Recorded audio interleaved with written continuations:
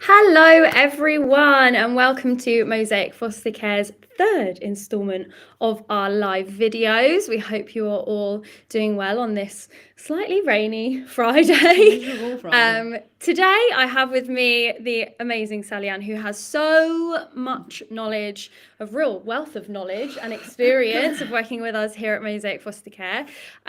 So without further ado, I will hand over to her to talk a little bit about her experience. If you do have any questions, make sure that you are sending us a comment. We have had a few issues with our comments, but hopefully that is solved. So if you do want to know anything else actually speaking, just type them in. But let's get started. So the first thing that I want to ask you, Sallyann, is how did you get into fostering? What's your background? How did you end up working for Mosaic?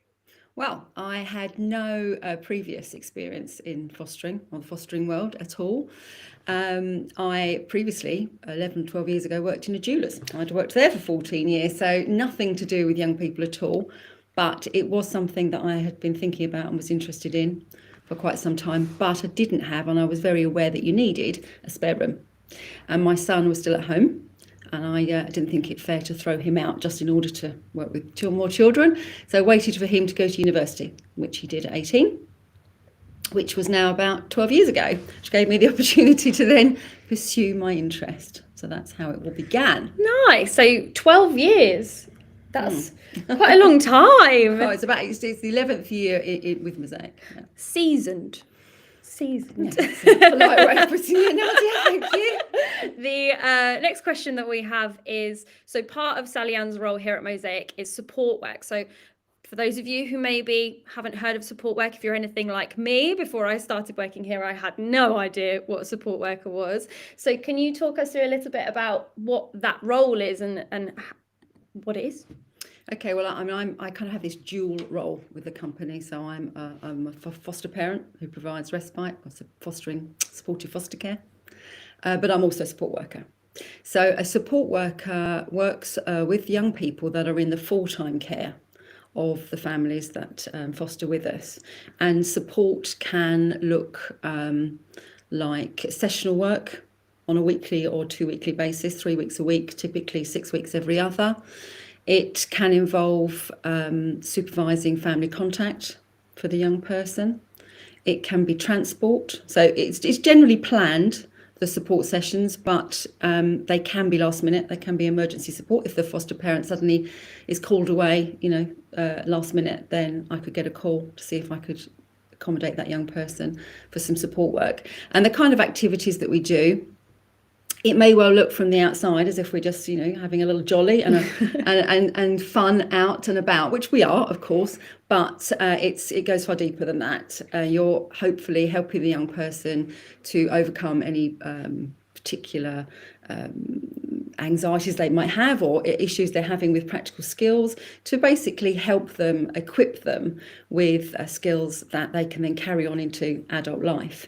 We have the benefit often of having our families around us once we've left home, got to 18. Often these young people don't have such a robust support network. So we want to give them as many of those kind of independent skills that they're going to need in the future as we can. So amazing. That's what support workers do. Thank you so much. We've had a question come in from Lauren. Lauren has said, what qualifications do you need to foster? So we don't need any specific qualifications. I mean, you need to be able to, obviously, a genuine interest in enhancing the lives of young people. You are given an extensive amount of training once on board with the agency. I had reservations because I came from jewellery background. Was I going to be able to do this job? But the process to becoming a support worker and also a foster parent, is really robust and in depth. And then once you come on board, there is regular, mandatory and voluntary training offered, a huge level of support and supervision available. So any anxieties or concerns that I may have had and still have, 11 years, 12 years down the line, there was always somebody on hand to help me to work through those or understand them or find out what I need to do. So I would say no formal qualification, a good understanding of IT. There's report writing that needs to be done, and there's obviously admin duties associated with the role, as you'd anticipate. So an understanding of how your computer works, and a genuine sort of interest to want to learn, really, because, you know, as we know, the more informed we are, the better, you know, we're going to be able to do whatever job it is we're doing. Yeah, we're always learning, aren't we? So never stop learning. Yeah. Thank you so much for your question, Lauren. We hope that answers it. And that actually moves us on really nicely to our next point, which is the kind of other role that you have within the agency, which is about being a supportive foster parent. So can you talk us through a little bit about what that is, if nobody's heard of that term before? Okay, well, it can be called supportive foster parent, or a foster parent that provides supportive care. It's the old term was respite, which I think most people are familiar with. It's providing for us, for Mosaic, it means it's providing short-term care for the full-time placement. So it will be most often planned. Foster parents get an allocated amount of paid holiday a year. And then a supportive foster carer would provide the care whilst that full-time carer has gone away on a holiday or needs to take a break, because we're a long-term agency. So the young people are with us hopefully for many years, and our foster parents, rightly so, need a break every now and then. So I'm fortunate in that doing the dual role. And also, I didn't mention before that within the support work, we also, as an agency, run a very comprehensive activity package for young people. And that's something that I organise and sort of facilitate, really. So the young people will see me in lots of different guises. They'll see me putting on an activity. They'll have me on one-to-one support, or perhaps there might be a couple of young people on a support session. But then they also will come to me occasionally to stay overnight, to stay in my flat. So I have lots of different hats, and you know, it's tricky for me at times, but also equally tricky for the young person to kind of remember what role I'm playing for them at that time. Yeah, you're like an octopus. Something like that, yeah. So why do you think supportive foster care is important? Well, as I touched on, it's really important that the full-time foster parent gets a break occasionally. And I think sometimes it can be perceived by, certainly if it's a foster parent that has recently come on board, that if they ask for a break or, you know, a bit of a holiday, that perhaps that might be perceived that they're not managing, they're not coping. But it's quite the opposite. You know, we really encourage our full-time foster parents to take a break, because they need to be recharged. They don't want to end up with compassion fatigue. They need to be fresh and take the time out, you know, occasionally. And it's good for the young person. It's good for the young person to get used to another trusted adult, and it can be great fun, or it should be great fun. You know, it's not just a break or a holiday for the foster parent, it's a break and a holiday for the young person. So they get to do, well, they certainly do when they come to me. Perhaps I'm not quite so active as I was over 10 years ago, but I try and adapt what I do and be as kind of experimental and bring as much fun and enthusiasm to the supportive foster care that I give. You know, it's not just about a babysitting service. It's about getting out and doing stuff and having fun. Yeah, when I've interviewed foster parents before, they've said it's kind of like going for a stay with your aunt or uncle. Mm-hmm. You know that you're going to get to do something fun. Well, it started off as aunt and uncle, but it's become grandma as the years have gone by. Don't do yourself a disservice. It won't be long for its great grandma. So another question that we had somebody ask me to ask you is, what is your favourite thing about fostering with Mosaic? I think, I mean, it has to be, you know, and it genuinely is working with the young people. Mm. I mean, I didn't realise, and I think some people that knew me before were quite surprised with how much in love with working with young people that I am. But I really, really value the relationships that I have built up. I think I would perhaps struggle, not so much struggle more, but not gain so much enjoyment from if they were short-term placements, if I didn't have the opportunity to build up a relationship with the young people. But because Mosaic do take on long-term placements, it gives me the opportunity. There's one young lady that I've been working with since she came and since I've worked here, so 10 plus years. I met her at age 6. She's now 16. So I think for me that's lovely to have built up that relationship. Having only had one child, it's like having an extended family of children, but also for the young people, because trust issues can be huge. And if they can develop and it's a different relationship to a foster parent if you're a support worker or supportive foster carer, because you get a different, it is like going to stay with auntie or nan, it's a different, you're perhaps not having to get them to knuckle down on their homework and daily chores. It is far more of a relaxed, in some respects, fun atmosphere, and to become another trusted adult in their life is a privilege. A real privilege, I find. Oh, that's really touching. I like it.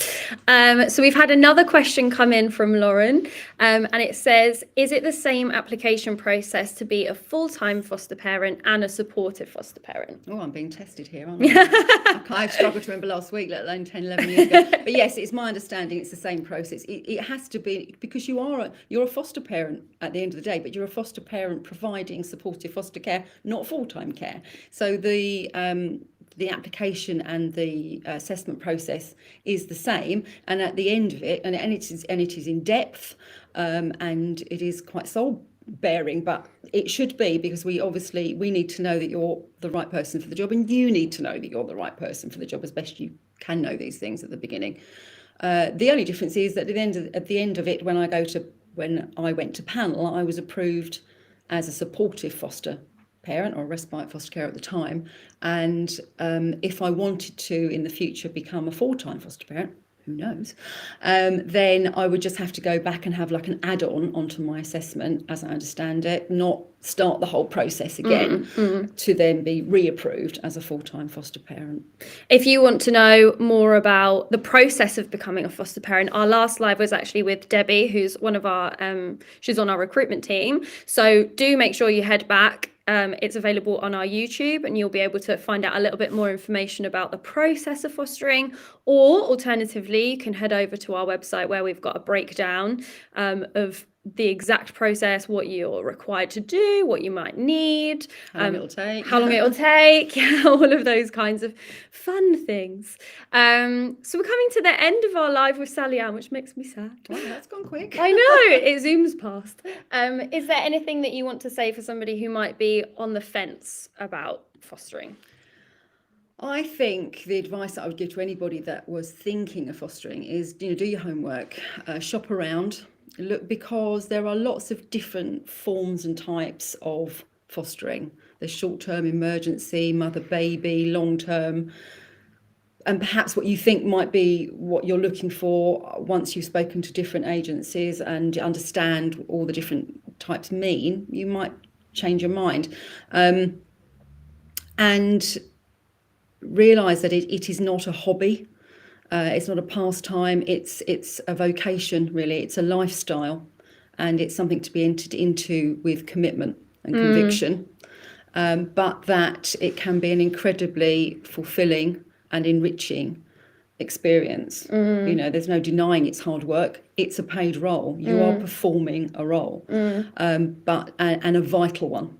And the hope is, we understand that children that have experienced trauma, they're not going to be able to or forget that trauma, but we are providing them with a parallel path, with options. That young person may not have had any other option than what they have experienced. Whereas we are helping them to balance that out, to give them other ways of thinking about things, other decisions processes, other strategies, coping mechanisms, all those kind of things.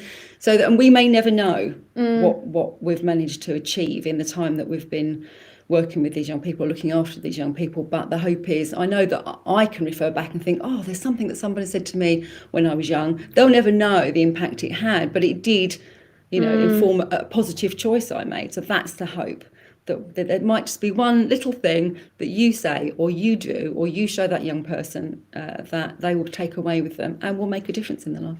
Yeah, that's what Positively. It's really about, isn't it? We hope so. Yeah, I think that's a really good point, actually. We are really aware that the type of fostering that Mosaic offers isn't going to be for everyone. So I think doing your research is such an important stage in the kind of process of thinking about becoming a foster parent, and really understanding what the different types are, and really understanding your motivation and what you want to get out of it as well. And knowing that you'll be incredibly well supported. I think, we have heard from other foster parents that have transferred in from perhaps local authorities or other independent fostering agencies or organisations that where they'd been let down was in the support. And because we are a relatively small but definitely growing organisation, we still have a family feel about us, and you are known to all of the staff here and valued, and that any concerns that you have will be addressed. There's supervision, the young people get therapeutic interventions. The training is comprehensive, there's mandatory, but there's an awful lot of voluntary. And I have learned an incredible amount in the time that I've been here, and it has really helped me to understand our young people and the behaviours that they may present as a result. Amazing. Well, thank you so much, Sallyann, for your time you, today. If anyone does have any other questions that they want to ask Sallyann, just drop them in the comments below. We can always get back to them if you've missed our live and you still want to ask them. And if you are thinking about fostering and you just want to learn a bit more, then head over to our website. You can use the number at the bottom of this live as well, which will take you straight through to Debbie. We're more than happy to answer any questions, even if you are not sure about fostering at this stage, but you just want some more information. We are here and on hand to help you. But for now, it's a lovely goodbye from myself and Sallyann. We hope that this live has been helpful, and we will see you on the next one. Bye-bye. Ta-ra for now.